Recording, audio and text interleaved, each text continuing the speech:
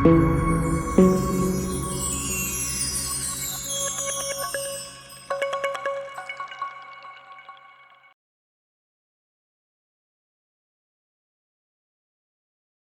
Ecosystem क्या काम करता है? इकोसिस्टम के अंदर दो मुख्य काम होते हैं, एक खाद्य का स्थानांतरण और दूसरा ऊर्जा का प्रवाह या ऊर्जा का रूपांतरण। मुख्य रूप से दो ही काम होते हैं, एक ऊर्जा का रूपांतरण हो रहा है और दूसरा ऊर्जा का स्थानांतरण हो रहा है या एनर्जी फ्लो हो रहा है। तो दो काम जो है मेजर इकोसिस्टम के द्वारा किए जाते हैं। क्यों?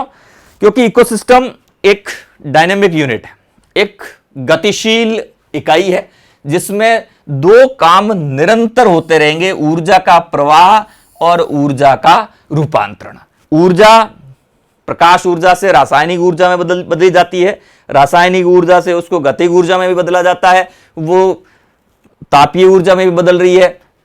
हर तरीके से हर स्टेज पर ऊर्जा का रूपांतरण हो रहा है और ऊर्जा एक स्तर से दूसरे स्तर पर स्थानांतरित की जा रही है और यह काम लगातार एक इकोसिस्टम के अंदर होता है। इस कारण से एक पारिस्थितिक तंत्र हमेशा एक गतिक इकाई होता है। पारिस्थितिक तंत्र एक गतिशील इकाई है जिसमें हमेशा ऊर्जा का प्रवाह और ऊर्जा का रूपांतरण होता है। और ये जो क्रियाएं एक पारिस्थितिक तंत्र के अंदर हो रही है, इन सारी क्रियाओं को ही हम पारिस्थितिक तंत्र के कार्य कहते हैं। ये पारिस्थितिक तंत्र की फंक्शनिंग है कि ये फंक्शन क्या करता है, काम क्या करता है। तो मेजर या मूल रूप से कहें तो दो काम हो रहे हैं साहब, पहला ऊर्जा का रूपांतरण और दूसरा ऊर्जा का प्रवाह, है ना। तो ऊर्जा प्रवाहित होगी और उस प्रवाह के दौरान उसमें रूपांतरण भी होते हैं। अब ये रूपांतरण या ऊर्जा का प्रवाह जो हो रहा है वो किस तरीके से होता है? अब यहां देखिए कि सबसे पहले जो हमारी सनलाइट है, सूर्य की जो ऊर्जा है, ये सनलाइट जो है ये आपतित होती है धरती पर। जितनी भी दृश्य प्रकाश है उसका लगभग 48% पार्ट जो होता है वही हमारी पृथ्वी तक आता है और उसका 1 से 2% हिस्सा जो है वो इन पौधों के द्वारा रासायनिक ऊर्जा में या प्रकाश संश्लेषण में काम में लिया जाता है। अब ये जो आपतित ऊर्जा थी इसका एक हिस्सा या 1 से 2% भाग जो होता है इन प्रोड्यूसर के द्वारा, इन पौधों के द्वारा बदला जाता है रासायनिक भोजन के रूप में या रासायनिक ऊर्जा में रूपांतरित किया जाता है या कार्बनिक भोजन में रूपांतरित किया जाता है। ये कार्बनिक भोजन या रासायनिक ऊर्जा जो है ये स्थानांतरित होती है प्राइमरी कंज्यूमर को।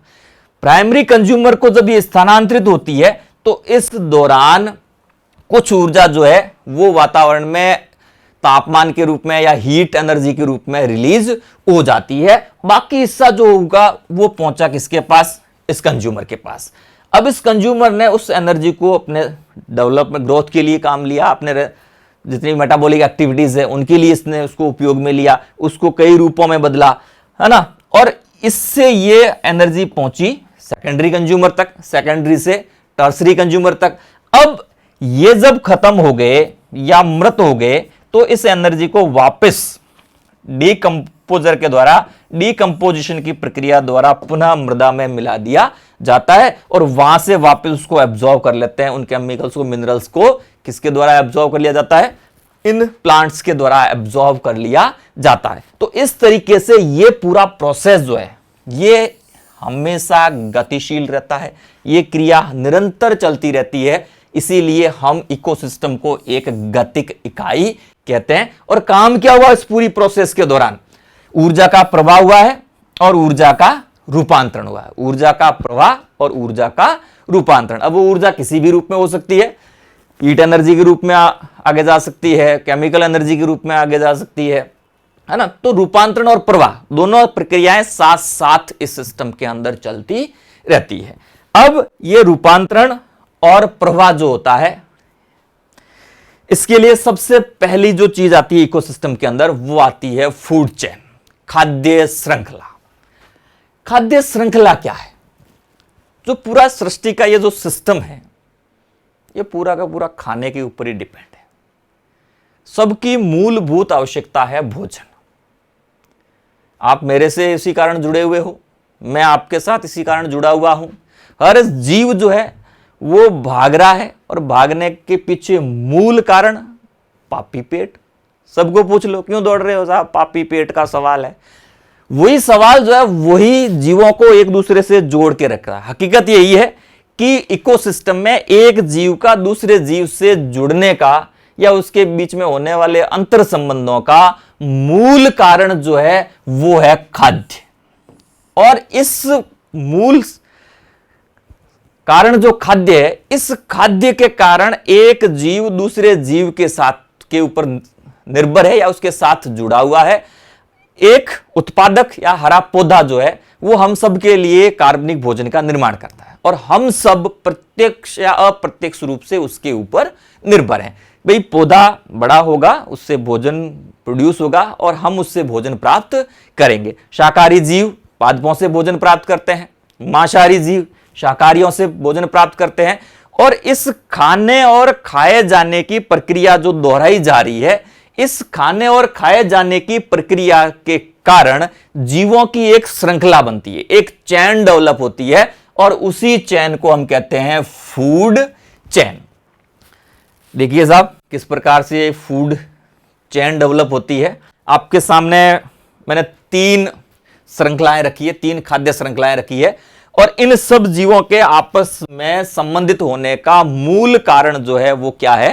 खाद्य, फूड। यहां पे एक मक्के का पेड़ है, इस पेड़ ने कार्बनिक भोजन का निर्माण किया, इसके ऊपर निर्भर है ये चूहा, ये हुआ हमारा प्राथमिक उपभोक्ता और इस चूहे के ऊपर ये उल्लू महाराज जो है ये निर्भर है।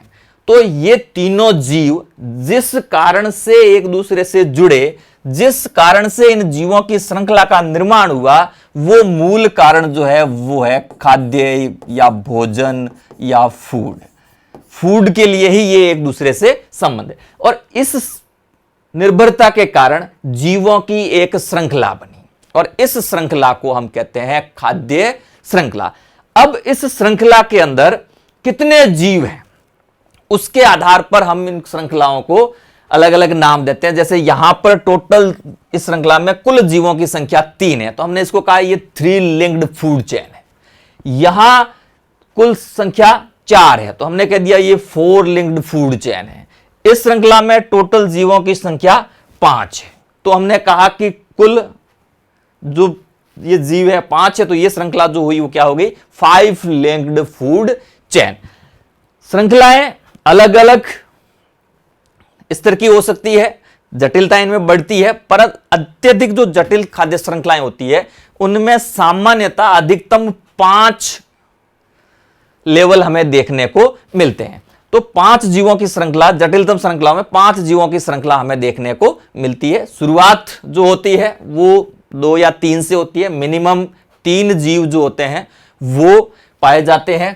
पहला उत्पादक, दूसरा शाकाहारी जीव होगा और तीसरा मांसाहारी जीव होगा। और जटिल श्रृंखलाओं में हमें 5 जीवों की श्रृंखला भी मिल सकती है। अब इस प्रकार जो जीवों की श्रृंखला बनी, तो इस श्रृंखला को हम नाम देते हैं कि यह जो उत्पादन कर रहा है इस श्रृंखला में उसको हम कहेंगे उत्पादक। उत्पादक के ऊपर जो शाकाहारी जीव हैं उसको हम कहते हैं प्राथमिक उपभोक्ता और प्राथमिक उपभोक्ता के ऊपर जो निर्भर होता है उसको हम कहते हैं द्वितीयक उपभोक्ता। अब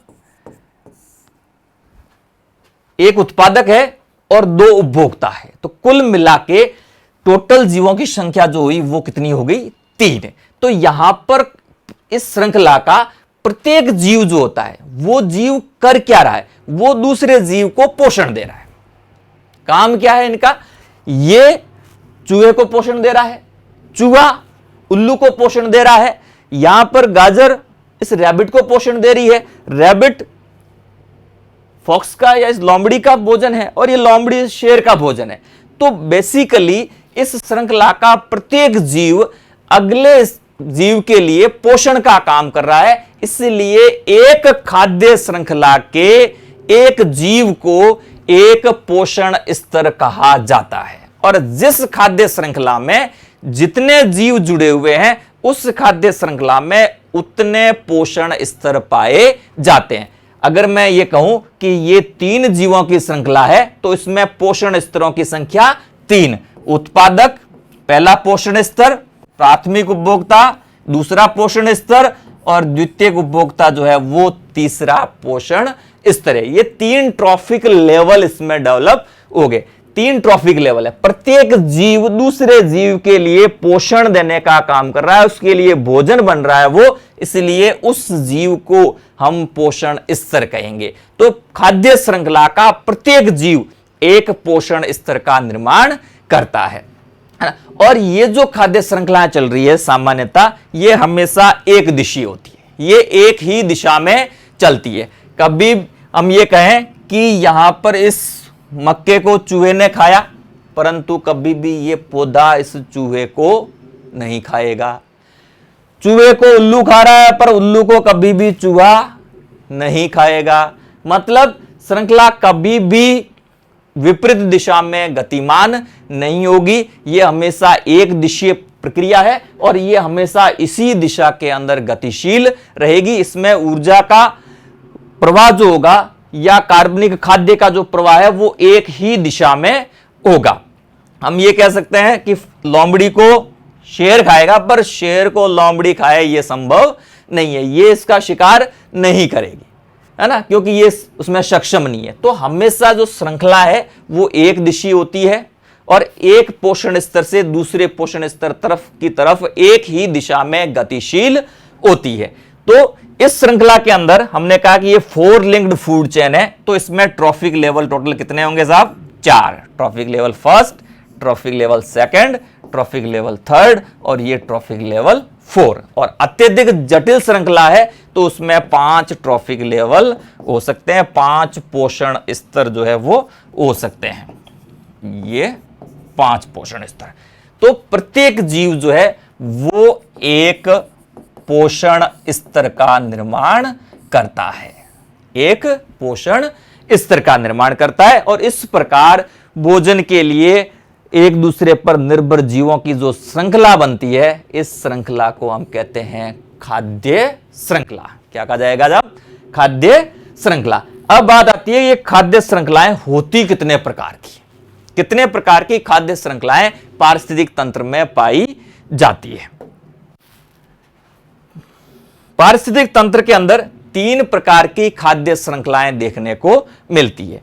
पहली होती है ग्रेजिंग फूड चेन, जहां एक जीव दूसरे जीव का भक्षण करता है, चर लेता है उसको। एक जीव दूसरे जीव का भक्षण कर रहा है, उसको चर जाता है, उसको खा लेता है, उसको खत्म कर देता है, उसके पीछे कुछ भी बचना नहीं है। दूसरी होती है परजीवी खाद्य श्रृंखला, मतलब पैरासाइटिक फूड चेन।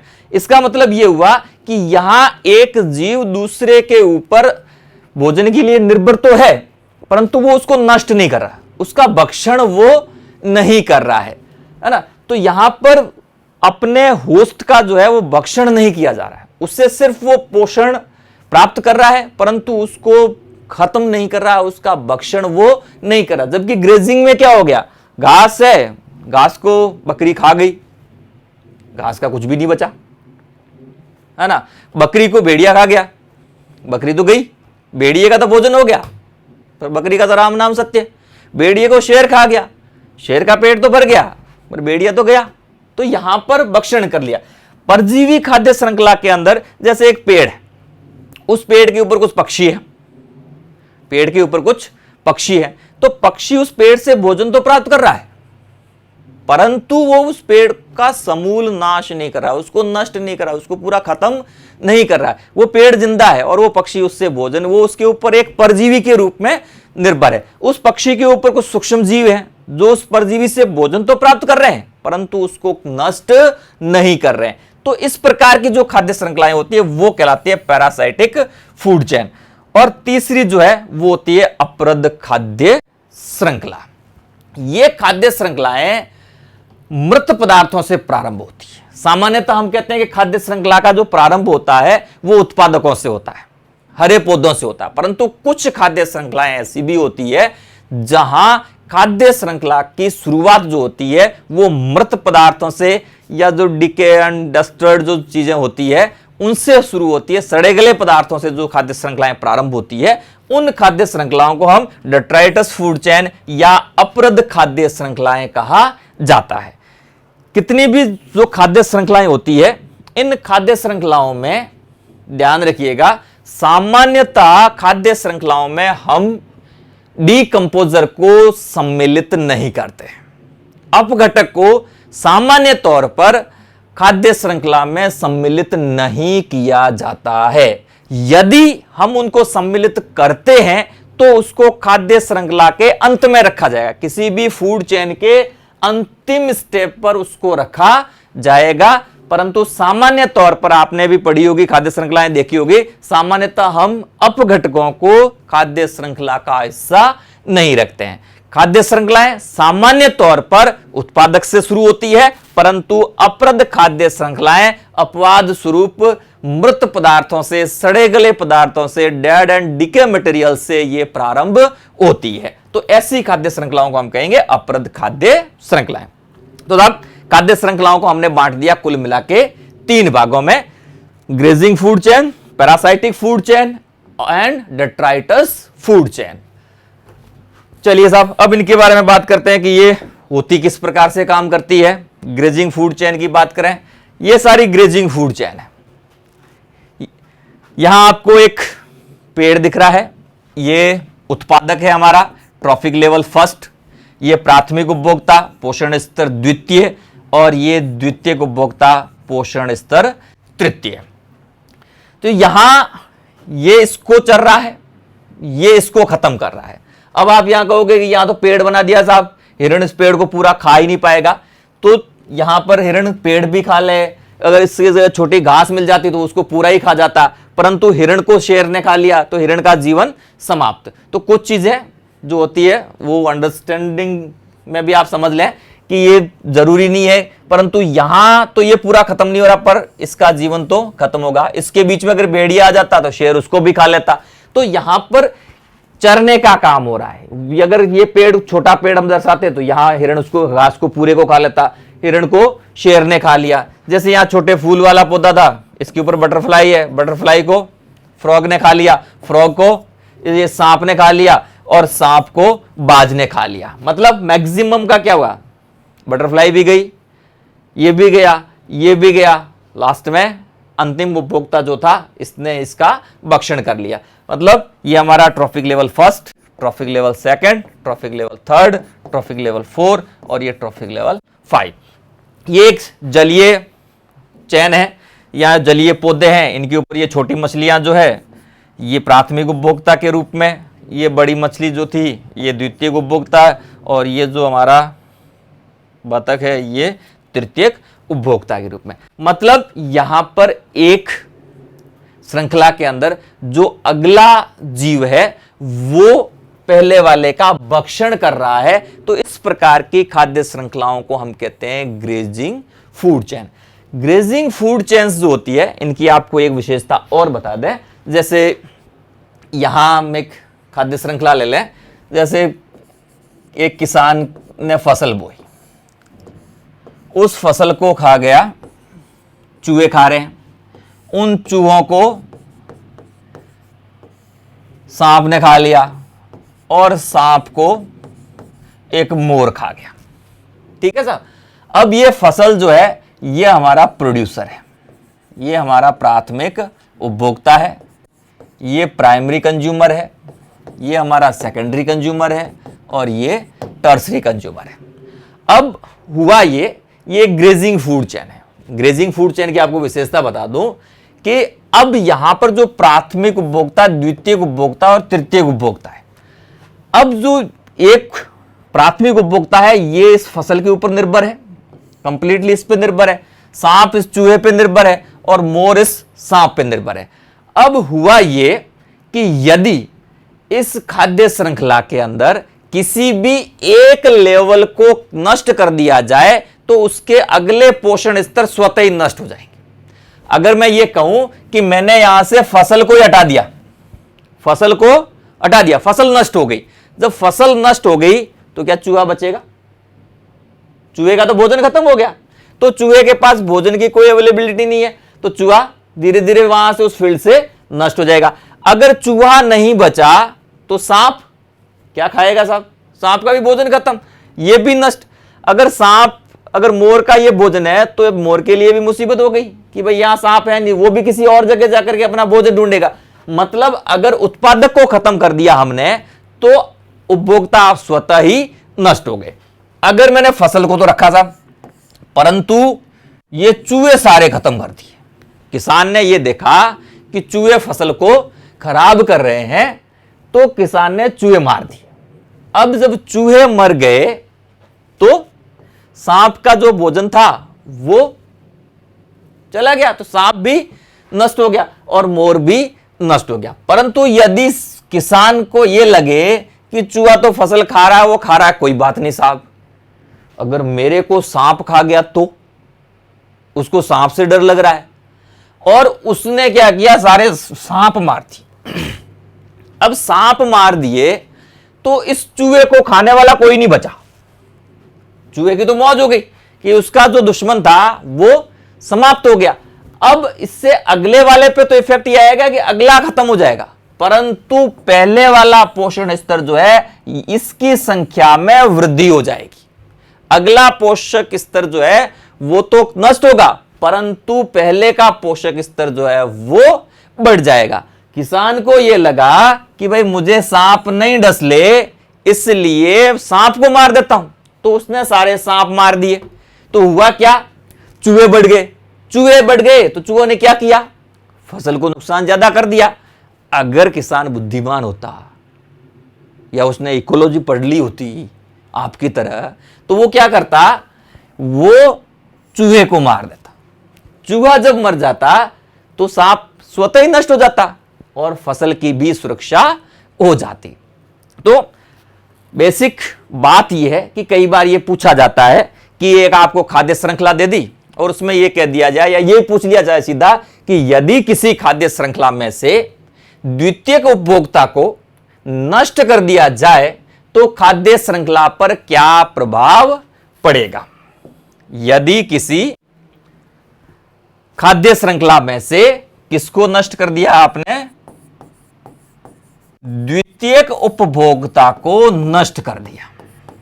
किसको नष्ट किया साहब, द्वितीयक उपभोक्ता को नष्ट कर दिया, इसको आपने समाप्त कर दिया, तो खाद्य श्रृंखला पर क्या प्रभाव पड़ेगा।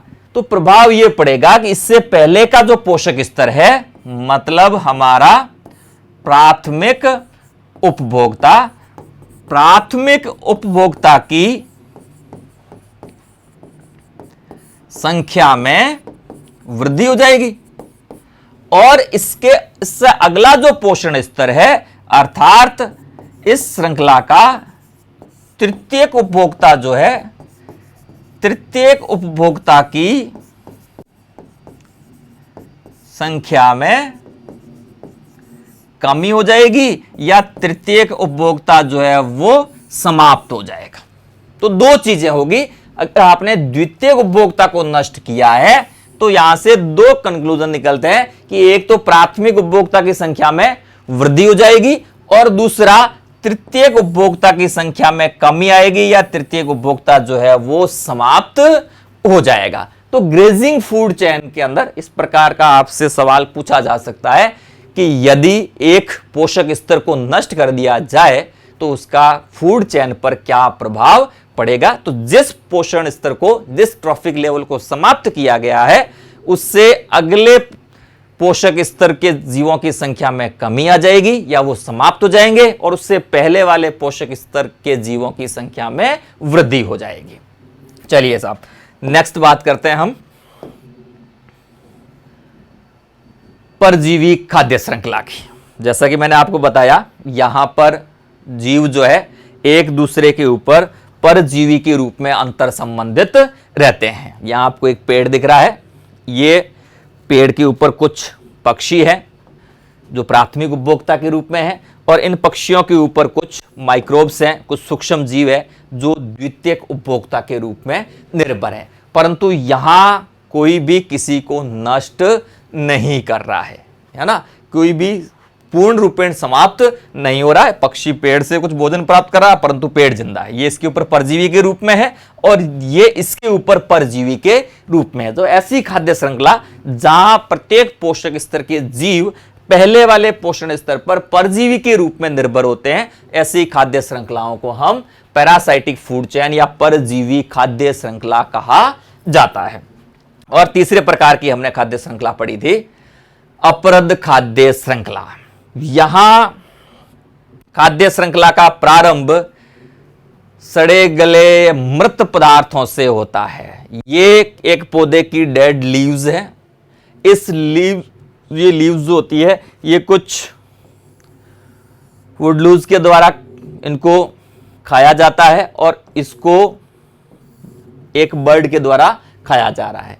मतलब यहां पर प्रारंभ जो हो रहा खाद्य श्रृंखला का वो हरे पौधों से नहीं होकर के मृत पदार्थों से खाद्य श्रृंखला यदि प्रारंभ होती है तो ऐसी खाद्य श्रृंखला को अपरद खाद्य श्रृंखला कहा जाता है। अगर आपको इस प्रकार की खाद्य श्रृंखला दे दी जाए और ये पूछा जाए कि ये किस प्रकार की खाद्य श्रृंखला है तो आपका जवाब होना चाहिए कि यह अपरद खाद्य श्रृंखला है। क्यों? क्योंकि इसका प्रारंभ जो है वो मृत पदार्थों से हो रहा है, इसका प्रारंभ जो है वो हरे पौधों से न होकर के सड़े गले मृत पदार्थों से हो रहा है। तो ऐसी खाद्य श्रृंखलाओं को हम अपरद खाद्य श्रृंखलाएं कहते हैं।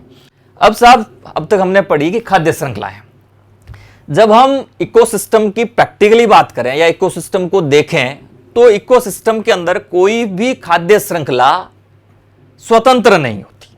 कोई भी खाद्य श्रृंखला जो है वो स्वतंत्र नहीं है। बहुत सारी खाद्य श्रृंखलाएं एक दूसरे के साथ अंतर्ग्रंथित होती है, एक दूसरे से जुड़ी हुई होती है। खाद्य श्रृंखलाओं का स्वतंत्र होना संभव नहीं है। मैं यदि ये कह दूं कि चूहा जो है वो घास ही खाएगा, जरूरी नहीं है। चूहा कुछ भी खाए, चूहे की मर्जी है, जरूरी नहीं है कि वो घास ही खाए। मैं कहूं कि शेर जो है वो लोमड़ी को ही खाएगा, ये तो शेर के ऊपर डिपेंड करता है। आपके और मेरे कहने से शेर लोमड़ी खाएगा नहीं, है ना। शेर को तो जो आगे मिल गया उसी को ही खाएगा, भले अपन मिल जाए या कोई और मिल जाए, जो भी मिला उसको तो भोजन चाहिए। तो ये जरूरी नहीं है कि एक जीव उसी को ही खाए।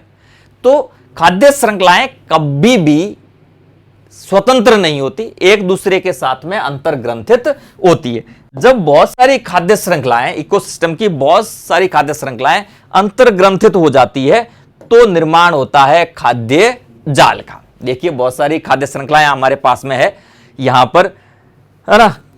मक्का भी है, एक फ्लोरिंग प्लांट भी है, ये दूसरे पौधे भी हैं, ये आम के फल भी रखे हैं, मतलब बहुत सारे पौधे भी हैं। इनके ऊपर ग्रास ऊपर भी डिपेंडेड है, बटरफ्लाइज भी है, फ्रूट फ्लाइज भी है, बर्ड्स भी है, ड्रैगन फ्लाई भी है, फ्रॉग भी है, वोल्फ है, ईगल है, पाइथन है, रैट है, शेर भी हो जाए। बहुत सारे जीव होते हैं जो आपस में, अब ये ग्रास ऊपर इसको खा रहा है, इसको फ्रॉग भी खा सकता है, इसको रैट भी खा सकता है ना। इसको चूहे को सांप ने खा लिया, सांप के जजके इसने मेंढक को भी खा लिया। मतलब कोई भी खाद्य श्रृंखला जो है वो पूर्ण रूपेण स्वतंत्र कभी नहीं होती। इस प्रकार से खाद्य श्रृंखलाएं इकोसिस्टम में एक दूसरे के साथ अंतर्ग्रंथित रहती है, जिससे इकोसिस्टम में खाद्य श्रृंखलाओं का एक नेटवर्क डेवलप हो जाता है, एक जाल डेवलप होता है और इस जाल को ही हम कहते हैं खाद्य जाल या इसको फूड वेब कहा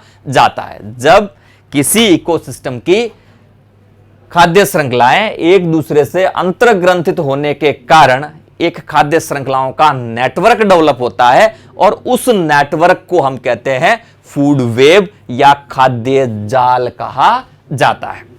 कंसेप्ट समझ में आ गया होगा। खाद्य श्रृंखला क्या है और खाद्य जाल क्या है। खाद्य श्रृंखला के अंदर पोषण स्तर क्या होता है, प्राथमिक उपभोक्ता, द्वितीयक उपभोक्ता, तृतीयक उपभोक्ता क्या होते हैं, उनका क्या रोल होता है, किसी एक पोषक स्तर को नष्ट कर दिया जाए तो दूसरे पोषक स्तर पर उसका क्या प्रभाव पड़ता है, ये चीजें उम्मीद करता हूं आपको समझ में आ गई होगी। तो यहां पर मूल मुद्दा जो था इनका वो था भोजन। स्थानांतरण किसका हो रहा था? भोजन का। रासायनिक ऊर्जा का एक लेवल से दूसरे लेवल में स्थानांतरण हो रहा था। उम्मीद करता हूं आपको समझने में ज़्यादा कोई कठिनाई नहीं रही होगी। अगर कोई कठिनाई रही है तो आप पूछ भी सकते हैं, कमेंट बॉक्स में आप डाल दीजिएगा, उसके बारे में हम आगे डिस्कस करेंगे। आपकी कोई क्वेरीज हो तो सादर आमंत्रित है। आपने मुझे इतने इत्मीनान से सुना, उसके लिए आपका बहुत बहुत शुक्रिया।